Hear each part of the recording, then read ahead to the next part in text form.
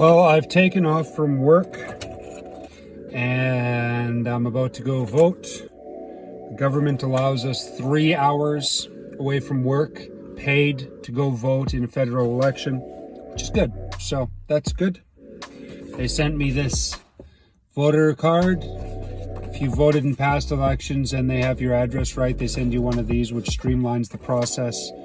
But it still requires that you be a Canadian citizen, 18 years old, and prove your identity. That's right. You need ID to vote here, just like in every other country except for the States. Well, there it is, X on a piece of paper. Stuff it in a cardboard box and democracy done. You know, the heat wave killing everything this year made the lawn maintenance really easy. Look at this, it's doing pretty green now. You know that we've had rain and the temperature's cooled off and stuff like this. But I haven't mowed this lawn in weeks and still, you know, pretty nice and short. This heat wave has made all the difference.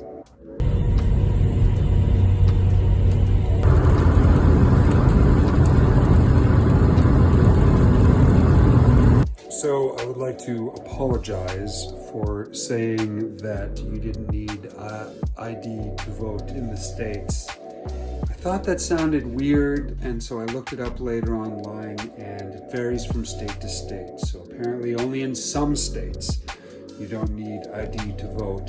But for the record, as someone who lives in another country, I can't imagine anyone thinking that you should not have to show ID to vote.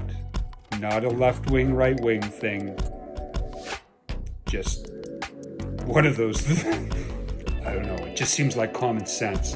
I can't imagine anybody else making the case in any country that you shouldn't have to show ID to vote. So, there, but I was wrong, my bad.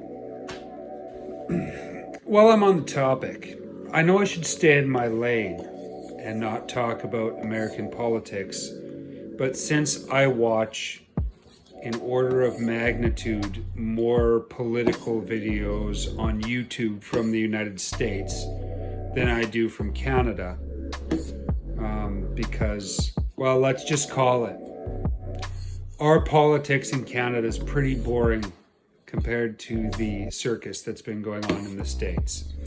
At the best of times, our politics is more boring. But, you know, past 5 years type of thing, it's been real lively down there, so it's kind of hard not to get sucked into, you know, season whatever of American politics. But there is something I do want to say something about. Oops, here I'm wading into it. I don't understand why conservatives don't just want amnesty for illegal immigrants and then to fix the border and just bring in more immigrants. It doesn't make any sense to me. The numbers that I've looked at looks like the United States could bring in way more immigrants legally is what I mean, and be fine. And there's so many millions of illegal immigrants that have been living there for so long. Are you gonna try to round up like 13 million people and kick them out of the country? Why? They've been contributing to the economy, part of the social fabric. It just doesn't make any sense to me. It's so weird. And I say this as a conservative. It just doesn't make any sense to me. I thought conservatives were pro-immigration because of economics. Then again, conservatives used to be pro-free trade too, and things have gotten all weird about that, but I still am. Anyway, there's my little political rant. Okay, no, I've got more. It's not for American politics though, it's just a quirk of Canadian politics. We're so adorable up here that one of the powerful political lobbies that we have in Canada is the dairy lobby. Like milk. Yeah, we've we're basically dairy communists. We have set up a dairy monopoly where some ridiculously low amount of our dairy comes from the United, like 2% or something like that. And Canada, like the word in the, out in the zeitgeist is that we actually have higher standards for regulation for our dairy stuff. Because,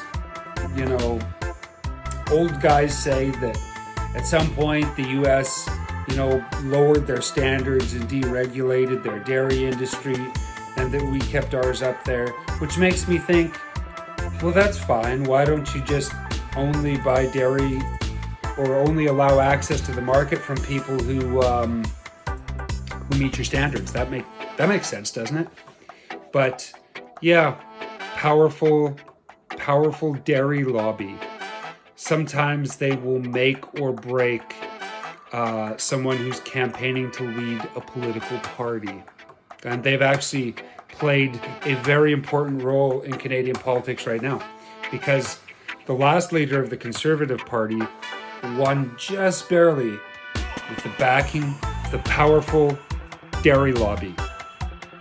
You can't make this stuff up. And his jilted competitor left and started the People's Party of Canada. So, the rise and fall of dairy, and in the USMCA, the free trade agreement that Trump negotiated that replaced NAFTA, Trump didn't manage to get very much more access for American farmers to the Canadian dairy market at all. He, sadly underperformed in that area. So, anyway, it's a big deal here. We and our milk. Well, that's a wrap. The next one won't be all about politics. So, yeah, another one in the books, baby.